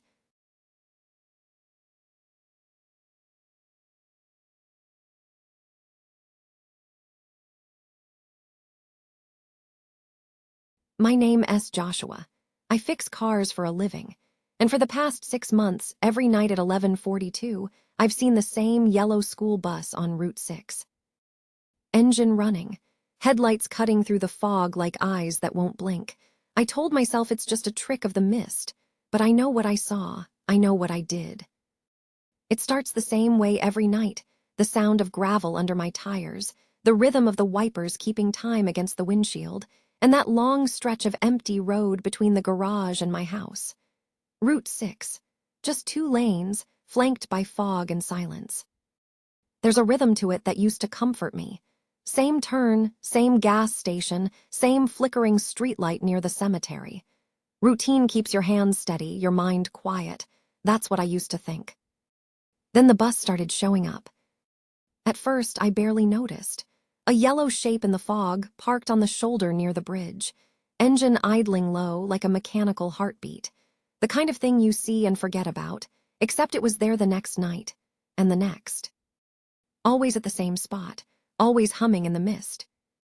I work at Miller's Auto, one of those shops that smells like rust and old coffee. Been there 15 years. Folks in town trust me. Dependable Josh, that's what they say. They don't say much else anymore. Not since the accident. It was 12 winters ago, a morning slick with ice. A school bus lost control on the bridge. Everyone in town remembers the news, the photos, the way the fog hung low that day. What they don't remember, what they don't know, is that I was supposed to check the brakes on that bus. I was supposed to sign off the inspection report, but I was behind on work and I cut corners. I told myself it was fine. It was. I still hear the crunch of metal on ice, sometimes when I close my eyes. The first time I stopped to look closer, I told myself it was curiosity. Just a bus left over from the district, maybe someone storing it near the old school. But when I rolled down my window, the smell hit me, diesel mixed with something sweet. Peppermint, like the mints they used to give kids before field trips. The fog was so thick I couldn't see much beyond the headlights. Just a faint glow inside, like the interior lights were still on. I thought I saw shapes, movement in the windows, maybe reflections. I drove off, but I checked my mirror and the headlights were still there. That night I couldn't sleep. My house was too quiet. I left the TV on just for noise. Around midnight, I heard the low thrum of an engine outside, distant but steady. When I looked out, the street was empty. Next morning, I told myself I imagined it. Stress, maybe. But the next night, the bus was closer, parked just before the cemetery now. Same hum, same lights, same faint peppermint smell leaking into the fog. And when I slowed down this time, the engine revved, like it knew I was watching. The third night, it waited by the bridge. I swear it wasn't there when I left work. It appeared when I rounded the curve, sudden and solid in the mist. My dashboard flickered, the radio cut to static. Underneath, faint humming, off-key, a child's voice. The same few notes repeating. I gripped the steering wheel until my knuckles went white. "Stop it!" I whispered, not sure who I was talking to. The humming stopped. I drove home shaking, my breath fogging the inside of the windshield. When I stepped out, the air was colder, except for this faint warmth at my back, like someone breathing just over my shoulder. The night I finally stopped was 2 weeks later. It had been raining all day, and the road shimmered like glass. I was tired, wired on bad coffee and guilt. When I came around the bend, the bus was there again, closer this time, half blocking the road. The headlights flared, blinding me for a second. Then I saw the windows, handprints, small ones smeared against the glass from the inside, dozens of them. Condensation dripped like tears down the panes. The doors hissed open. Warm air rolled out, thick and damp. The peppermint smell was stronger, mixed with wet wool and something metallic underneath. "Anyone there?" I called out. My voice echoed back, swallowed by fog. The humming started again, that same child's tune, soft and trembling. It stopped whenever I spoke, started again when I didn't. I stepped inside. The aisle was narrow, seats glistening with moisture. The fog pressed against the windows like a living thing. I could see faint outlines in the condensation, faces maybe. Hello. Something moved near the back, a flicker of shadow. The bus engine rumbled low, steady, like it was breathing. I walked forward, one hand on the seatbacks for balance. The air was too warm now, my shirt clinging to my skin. My breath came quick, clouding in the glow from the overhead lights. The driver's mirror tilted slightly, and in it I saw myself, not standing where I was but sitting behind the wheel, staring back down the aisle. The reflection blinked. I didn't. The humming grew louder, layered with faint laughter, the sound of sneakers squeaking on linoleum floors, a bell ringing somewhere deep inside the fog. My heart pounded. I turned to run, but the aisle seemed to stretch longer, the seats warping, pulling away. When I reached the door, it hissed shut. I don't remember how long I was there, maybe minutes, maybe hours. The windows were opaque now, fog sealing everything in. The radio crackled again. Through the static, a voice, calm, childlike, whispered, "You forgot us." I pressed my palms against the door. Warm, too warm. The air smelled of exhaust and winter coats. "Please," I said, "I'm sorry." The voice hummed again, softer this time. Then silence. When I opened my eyes, the fog outside was moving. Not drifting, crawling, wrapping around the bus like fingers. I saw the reflection again in the driver's mirror. Only this time the figure behind the wheel wasn't me. It was smaller, shoulders hunched, wearing a blue parka. The engine roared. The bus lurched forward, though I never felt it move. I tried to scream, but the air felt thick, syrupy. My vision blurred. The last thing I saw was the mirror tilting again, showing empty seats. When morning came, Route 6 was quiet again. Folks in town say they saw a yellow bus parked by the old bridge just before dawn. Engine running, headlights cutting through the fog. No driver. Inside, the seats were dry, empty. Only thing left was a mechanic's jacket, folded neat across the front seat. They say the engine stopped on its own around sunrise. Now, when people drive that road late at night, they sometimes hear it. The low hum of a diesel engine, faint laughter carried in the mist, the scent of peppermint drifting through their vents. Some say if you stop long enough, you'll see shapes in the fog, small hands pressed against the glass, waiting. And if you listen close, you might hear a man's voice whisper, "Everyone's home now."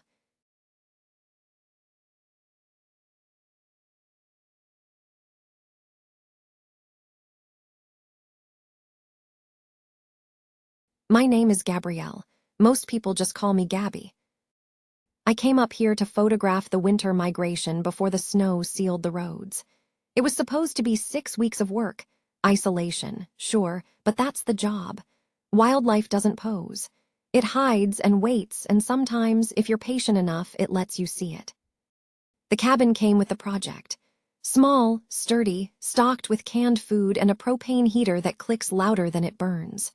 No phone signal, but I brought a satellite uplink for uploading photos and sending reports to my editor. Day 1, the world looked clean, pure, the kind of quiet that hums in your ears like pressure. The first snow had fallen overnight, covering the lake, the trees, the sky, every shape softened. The kind of silence that makes you whisper even when you're alone. I started these recordings as field notes. You're supposed to document weather conditions, wildlife behavior, personal status. But this doesn't feel like documentation anymore. It feels like confession. The first few days were calm. The snow came in soft waves, flakes like ash. I photographed elk tracks by the tree line, captured a red fox against the white glare. My editor, Mark, sent one message before the connection dropped. "Looks haunting. Keep shooting." Haunting, yeah. Nights were long but not unbearable. I'd make tea, check my camera battery, watch frost crawl across the window pane. The lake froze fast, smoother than glass. You could see faint shapes beneath the ice, branches, stones, maybe fish, like old memories trapped mid-breath. I told myself the isolation was good for focus, but it's funny what silence does. After a few nights, you start to imagine sound where there isn't any. The pop of the heater turns into a knock. The wind becomes words if you listen too long. The first strange thing happened on November 23rd. I'd gone out before dawn to photograph the valley. It was that blue hour when snow glows from within, the air cut like glass. My footprints trailed clean behind me, a neat line through the powder. When I reached the ridge, I turned around for one last shot of the cabin below. And I saw them, 2 sets of prints, mine and another set, perfectly spaced behind me, same depth, same stride. I took off my glove and touched one. The edges were crisp, fresh, but I hadn't heard anything, not one crunch, not one breath. I checked again. My footprints were gone, but the ones behind me, those were still there. I told myself it was wind. Snow drifts, my mind filling in patterns. Happens all the time in field work. You spend too long staring at one color, you start to see movement where there isn't any. That night I replayed my photos. Each frame looked normal until the last. The ridge, the valley, the untouched snow. But in the corner, near the trees, a smudge. Like someone had brushed across the lens with a fingertip. Only I hadn't touched it. I cleaned the camera. I didn't look out the window again. 2 days later, the supply drop came early, a snowmobile courier from the Park Service. His name was Lars. He didn't talk much, just left fuel and a letter from the previous tenant. It was folded, yellowed, smelled like old smoke. If you start seeing them, don't look back. Don't follow your own tracks. They're not yours anymore. That's all it said, no signature. Lars shrugged when I showed him. Old hermit who stayed here last winter, he said. Didn't make it through March. He smiled, but it didn't reach his eyes.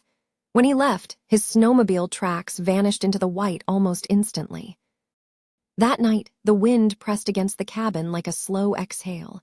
I thought I heard footsteps circling the porch. I started recording everything after that.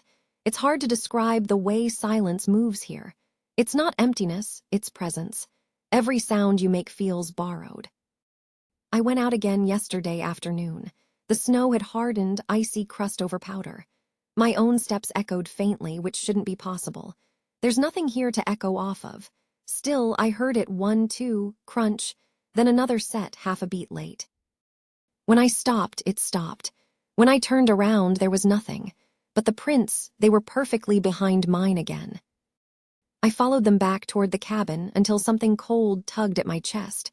That instinct animals have before a storm. I ran the last 50 feet and slammed the door. Later, when I dared to peek out, the prints were gone. Just flat snow, untouched. The world had swallowed its own evidence. Days blurred. My reflection in the window started to look wrong, delayed somehow, like it needed a second to remember how to move. The heater kept sputtering. The food tasted metallic, like snowmelt boiled in tin. I began sleeping with the recorder on, catching strange noises, faint crunching, soft tapping under the floor. Once, around 3 a.m., a single thud against the back door. Not hard, just polite, like someone asking to be let in. When I checked, nothing but drifted snow, but the handle was warm. The forest is wrong now. I hiked the West Trail yesterday, trying to clear my head. Every tree looked familiar, too familiar, like the forest was copying itself. Branches split in the same patterns, roots twisted the same way. And under the snow, something dark moved. Not fast, just enough to make the surface pulse.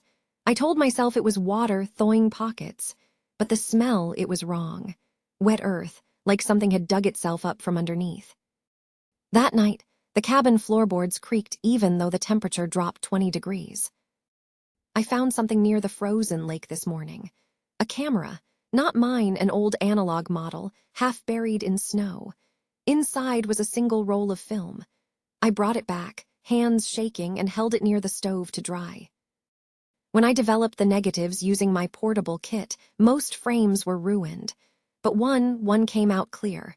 It was my cabin, the porch light on, and someone standing just outside the window. The figure's outline matched mine exactly, even the scarf, even the camera strap. But the angle of the photo was wrong. It was taken from the lake, facing the house. No one should have been there, unless it wasn't someone else. The snow hasn't stopped in days. The cabin walls creak like they're breathing. I keep seeing shapes move in the reflection of the ice. Every time I step outside, the prints start again, not ahead, not beside, behind. Always the same distance, always the same pattern. I tried walking in circles today to test it. 10 loops around the cabin, counting out loud. My own steps sounded steady, 1, 2, crunch. But when I looked back, there were 11. The 11th print didn't match. The stride was slightly longer. My rational mind said drift, wind, thaw, but my skin knew better. And then the whispering. Not words exactly, more like breath catching on snow. When I strained to hear, it matched the rhythm of my own breathing. It's learning to sync. I understand now. Whatever this is, it's not chasing. It's mirroring, waiting for me to falter so it can catch the pattern clean. Maybe it's the snow itself. Maybe it's this place, this valley that never changes. Every time I move, it learns the shape of movement. Every time I look back, I give it form. I found the old tenant's diary hidden under a floorboard. Most of it unreadable, frost damage. But one line was still legible. When the snow forgets to melt, it remembers us instead. I packed up to leave this morning.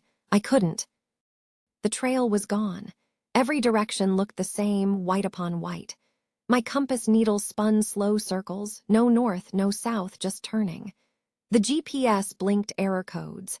Even the trees felt closer, branches heavy with snow like reaching hands. I tried following my old footprints, but there weren't any. Just smooth, untouched snow stretching to the horizon. I walked for an hour before I realized the cabin was still behind me, no matter which way I turned. Always the same distance away. And the prints were still behind me. I set up my camera by the window. I'm going to film them, the prints appearing behind me in real time. Proof before I lose my nerve. The snow's glowing under the lantern light. I can see the porch clearly. I step outside. 1 footprint, 2, 3, each one crisp, perfect. Then another. Behind mine, the air hums low and deep like a voice too low to understand. I run back inside. I play the footage. There's nothing. No prints, no me, just untouched snow. The camera doesn't capture me anymore. I think I understand. It's been copying me so long, it's better at being me than I am. When I move, it moves. When I breathe, it breathes. And now maybe I'm the reflection. Maybe I'm the one following. If anyone finds this, the cabin, the camera, the tracks, don't stay past the first snow. Leave before it learns you. Because once it remembers your shape, it won't forget. It waits for you to stop believing in it. It waits for you to want proof. I keep listening to the wind now. It says my name like it's tasting the sound. Gabby, Gabby. I'm so tired. The snow outside glows brighter every night, like it's lit from underneath.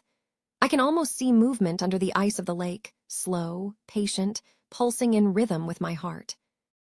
It's beautiful, it's endless, it's me. It's been snowing for days, but the first snow, it never melted.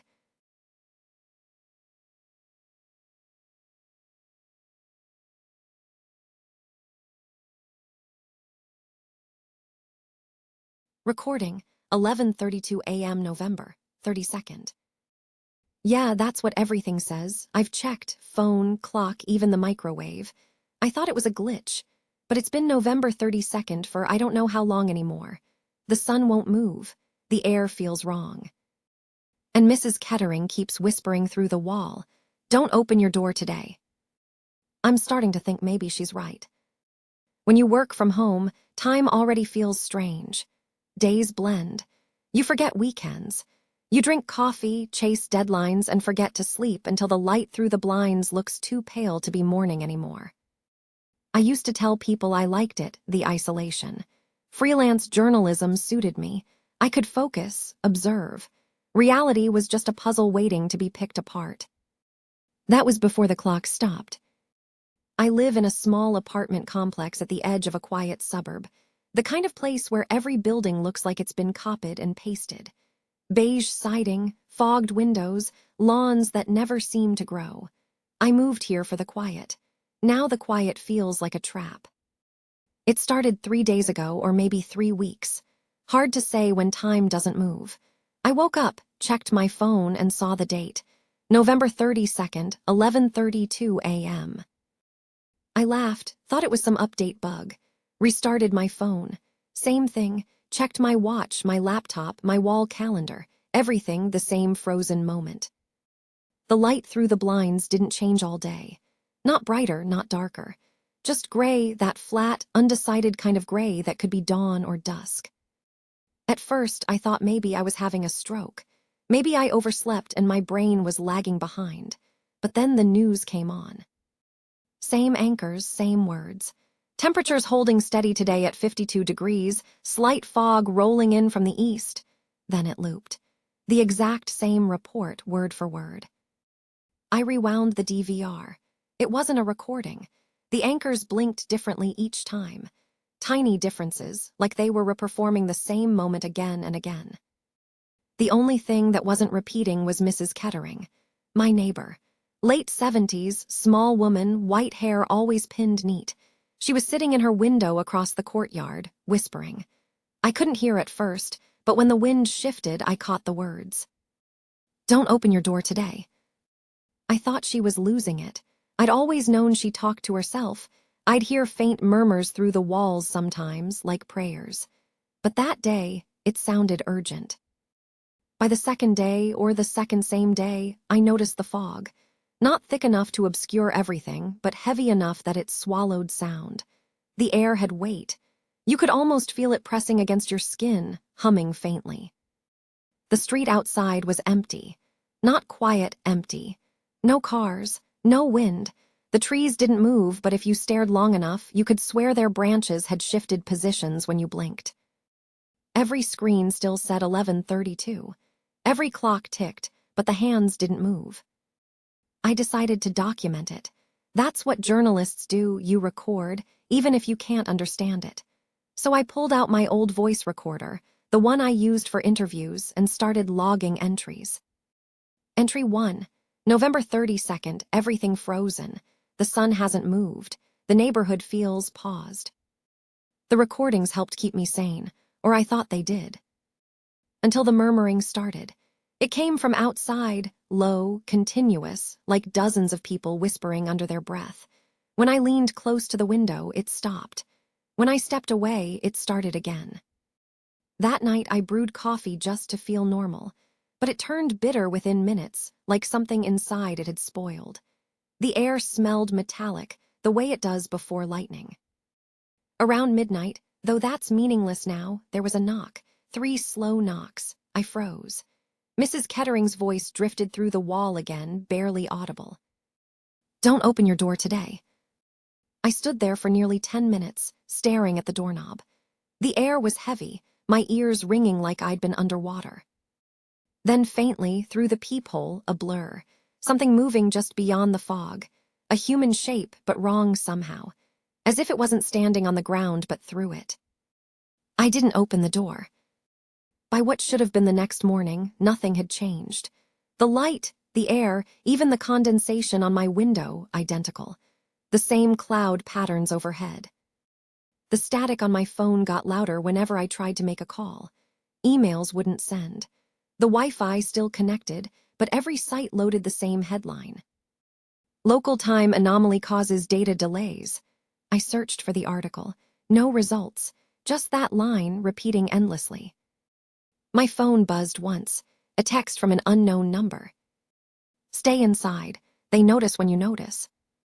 Today, or whatever today means, I couldn't take it anymore. The pressure in my ears was worse. The hum in the walls vibrated like an engine idling. The clock on the microwave flickered. The numbers twisted, not random, just wrong, like they were trying to spell something. Then it went blank. That's when I heard it again, the knock. 3 times. Only this time, it didn't stop. I grabbed the recorder. My hands were shaking, but my voice stayed steady.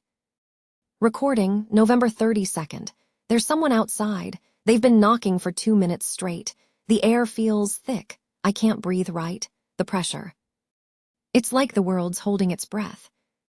Then silence. I peeked through the peephole.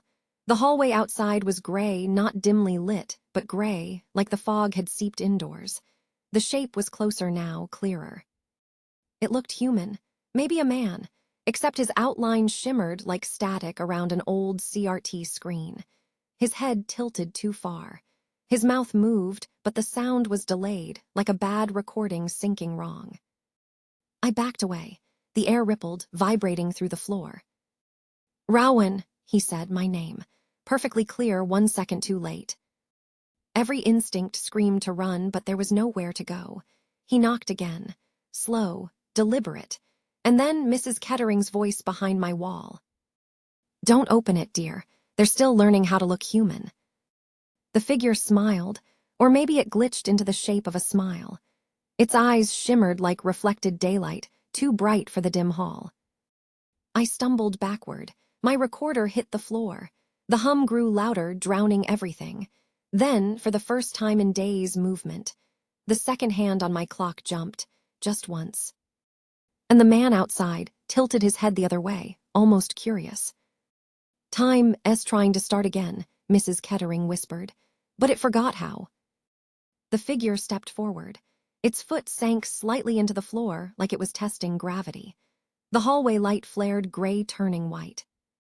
I think I screamed. I'm not sure. The air swallowed the sound. The doorknob began to turn. When I woke, if I woke, everything was quiet again. The door was closed. The recorder was on the table, red light blinking. My voice filled the room when I pressed play, echoing back at me. They're still learning how to look human. Outside the window, the same clouds drifted past in the same formation. Nothing changed. I tried calling out for Mrs. Kettering, but no answer. Her blinds were drawn. I went to her door and knocked. The hallway smelled faintly of ozone, like after a storm. No response. When I touched her doorknob, the metal was warm. I pressed my ear to the wood. Behind it, faint static, rhythmic, like breathing. Recording, November 32nd. The time won't change. Mrs. Kettering might be gone, or maybe she's part of it. The air tastes like metal. My reflection doesn't blink when I do. I stared at the clock again. Still 11:32. But now the second hand twitched every few minutes, just enough to prove it was trying. The TV flickered on by itself. The same newscasters, the same loop. Only this time, the anchor paused mid-sentence, looked straight into the camera and said, "Rowan, you shouldn't have opened your door." Then the broadcast reset. It's been, I don't know how long. My phone battery never dies. My plants stopped growing but haven't wilted either. The world feels like it's balancing on the edge of something unfinished. I've started hearing movement outside again. Not footsteps, just shifts, like air dragging across fabric.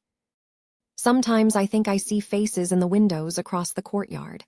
But they're not where people should be. Some are too high, some are upside down. I keep the blinds closed now. I listen to the static. It's almost comforting, like background noise in a world that forgot how to continue. Yesterday, though that word doesn't mean anything now, I recorded one last entry. Or maybe this is it. Recording, November 32nd. The clocks are still wrong. The light hasn't moved. I think the world froze to protect us from something that was supposed to happen. Maybe a reset that never finished. Maybe the thing outside is what comes next. If you ever hear this, check your calendar. If it says November 32nd, don't open your door. Don't look outside. Don't speak your name out loud. They're listening for that part. Someone is at the door again.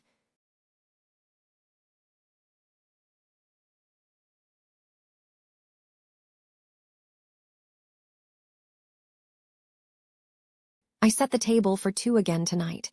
It felt wrong to do it, but it felt worse not to. The fork glinted in the candlelight, one for me, one for him. I straightened both napkins, smoothed the linen, and looked across the table at the chair that hadn't been touched since last November. Tom's chair. Outside, the wind was howling through the pines like it was trying to call someone home. The branches scraped the kitchen window, tapping in slow, uneven rhythms. I could almost hear him humming beneath it, that low, tuneless sound he made when he worked on wood, sanding and smoothing, the song of his hands. It's Thanksgiving week. The house should be full of noise, casseroles bubbling, the radio crooning old songs, maybe my sister calling to say she's on her way. But she hasn't called. No one has. I tell myself it's fine. I still cook for two. Turkey breast, mashed potatoes, green beans the way he liked, a little too soft, a little too salty. I pour 2 glasses of wine. One for me, one for the chair. When I sit, the floor creaks softly beneath me. When I look up, I notice it. The chair isn't quite where it should be, just an inch closer to the table. I stare for a long time, holding my breath. Then I laughed. Floorboards are uneven, I say out loud, just to hear a voice, even if it's only mine. But later that night, after washing the dishes, I pass the dining room again. The chair is closer, right up against the table's edge, as if someone had been sitting there. I didn't sleep that night. The wind died down around midnight, but the house didn't feel empty anymore. The air had weight, the kind that presses against your ribs when you know someone's watching. Around 2 in the morning, I heard it. A slow scrape across the floorboards, the unmistakable sound of wood dragging on wood. I didn't move. Didn't breathe. I just whispered, "Tom." The house fell silent. In the morning, sunlight spilled through the curtains, weak and pale.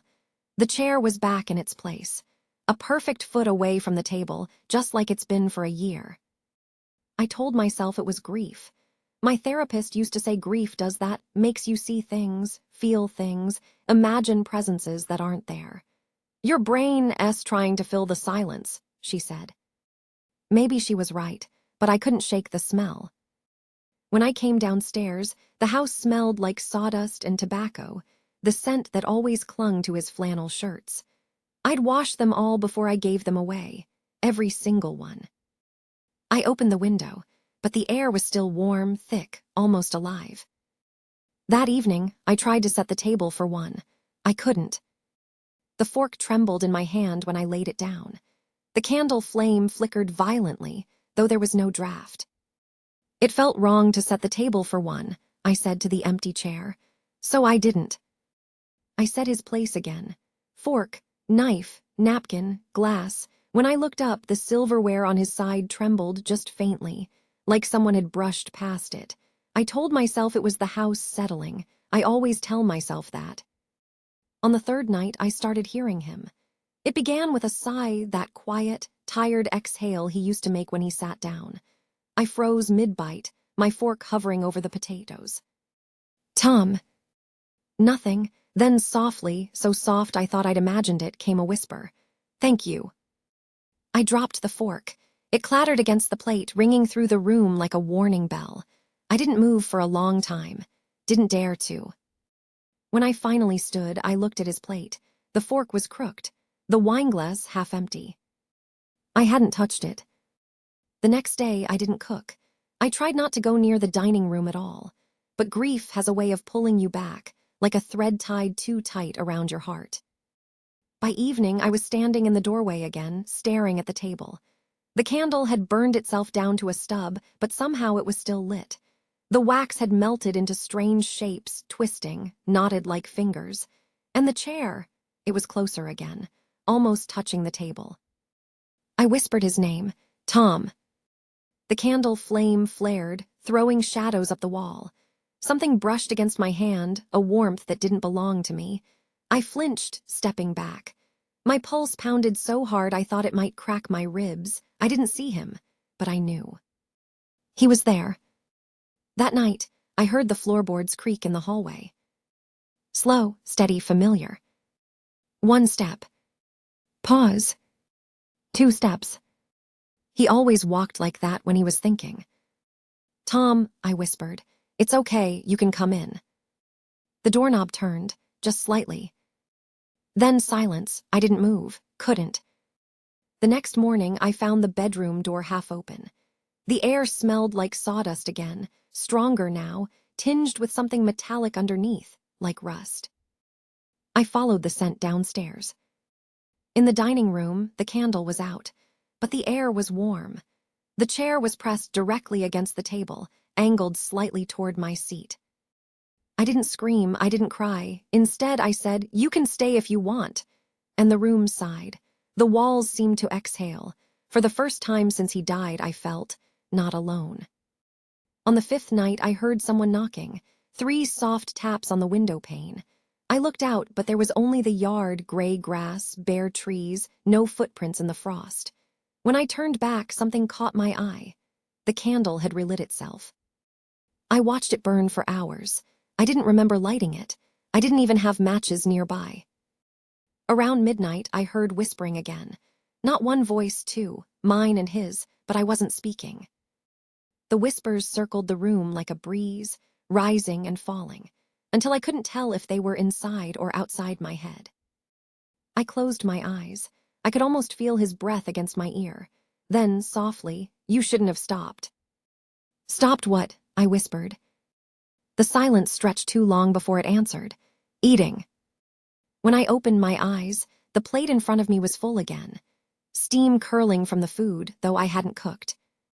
And there, opposite me, the wineglass lifted just slightly, a shimmer in the candlelight, before lowering again. My stomach twisted. I ate anyway.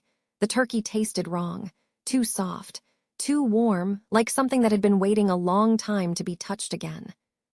Afterward, I washed both plates. I looked down at the dishwater, the reflection rippled, and for a second I saw his hand in mine. I dropped the glass. It shattered. The sound didn't echo. It was swallowed by the house. That morning, the neighbor came by, Mrs. Carmichael, the one who always brings me church bulletins and overbaked cookies. She peered past me into the dining room. "Oh, honey," she said softly, "you still setting the table for him?" I nodded, couldn't lie. She looked uneasy. "I know it's hard, but you have to let the dead rest. They don't like being kept." Her words clung to me all day. That night, when I entered the dining room, I whispered, "They don't like being kept." The candle flickered so violently, it nearly went out. Then came the whisper, sharp this time, angry. "You kept me." I backed away, heart pounding. "Tom, please." The air grew hotter.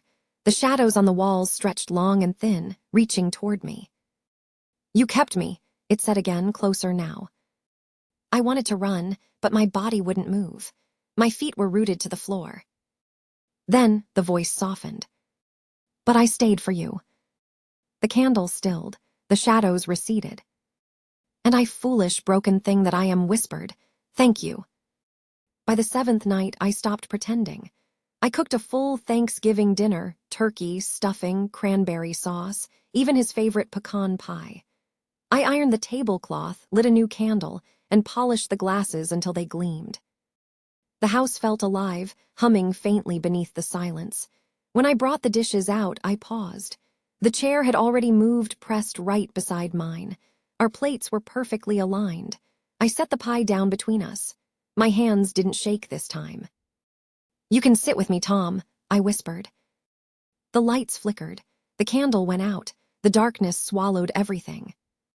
Then, click, it reignited, brighter than before. Steam curled from the food. The glasses were full. And across from me, in the shimmer of the flame, I saw him.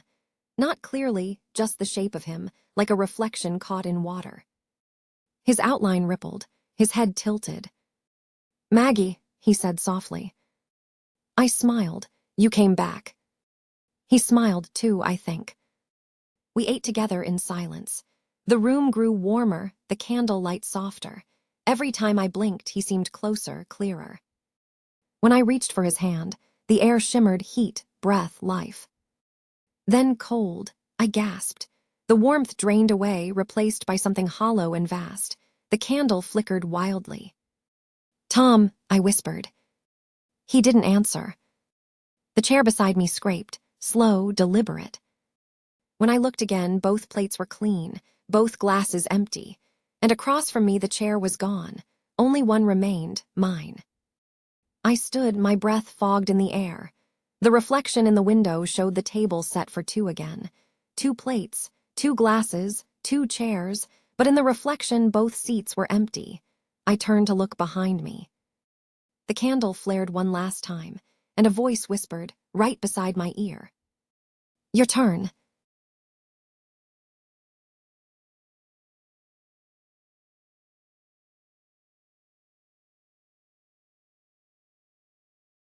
When I was 12, Halloween was everything. The leaves on Maple Street turned gold, the air smelled like smoke and sugar, and the whole world felt like it might open up into something magic. Our neighborhood was small, 5 blocks of near-identical houses with tidy lawns and porch lights shaped like pumpkins. But at the far end stood the candy house. That's what every kid called it. A white Victorian with red trim, the kind of paint that looked sticky, like it had been brushed on with syrup. Every year, new people moved in just before Halloween. Always smiling, always polite. They'd wave when you biked past, but no one ever saw them bring furniture inside. On Halloween night, they'd hand out candy so perfect it made the other treats look fake. Shimmering wrappers, old-fashioned names, and flavors that didn't exist anywhere else. By November 1st, the blinds would be drawn. By the 2nd, they'd be gone. And the gutters always full of neon wrappers. When the wind blew, they rustled like children laughing. I was the only one who noticed how they never stopped laughing after Halloween ended. That year, 1998, I decided to find out what really happened inside the candy house. My parents said it was just marketing. My friends said it was probably a cult. I said nothing, but I watched. After dinner, I sat by my window. From there, I could see the peppermint roof glint under the streetlight. The curtains moved once, like someone peeking out. Then the music started. A soft music box tune, faint and slow. Not from a stereo older than that. It played something like Pop Goes the Weasel, but the notes dragged, almost melting. And that smell, burnt caramel and wet leaves, carried on the wind. It drifted up to my room and wouldn't leave. When I finally looked down, the wrappers had begun to collect on the curb again. They glowed faintly, pulsing orange, even though there wasn't a breeze. One of them unfolded itself. Inside was a single word. Tomorrow. I told myself it was a prank. Kids from the next street over, maybe. I tried to focus on costume prep. My mom was hot gluing fake scales on a dragon cape, and Dad was carving a pumpkin on the porch. But even then, I couldn't stop thinking about that wrapper. I'd hidden it under my pillow. When I checked, the letters were gone, melted into the foil, leaving only sticky fingerprints. That night, as we got ready to trick or treat, I told my best friend Ben I wasn't going to the end of Maple Street. He laughed. Come on, man, it's tradition. That's the good house. I told him what I'd seen, the glowing wrappers, the music. He just grinned and said, so, maybe they're just rich weirdos. Maybe, but weirdos didn't disappear. Still, when the sun went down and the porch lights blinked on one by one, I grabbed my candy bag. I told myself I'd stay close to the group. I told myself I'd just look. The candy house looked perfect. Lanterns lined the walkway, shaped like peppermint swirls. The windows glowed soft orange, though the curtains were still drawn. The smell, sweet and smoky, was stronger than ever. Ben ran ahead. See, totally normal. He rang the bell. The door creaked open by itself. No one stood there. Just a big crystal bowl on a lace-covered table, filled to the brim with candy that shimmered in the light.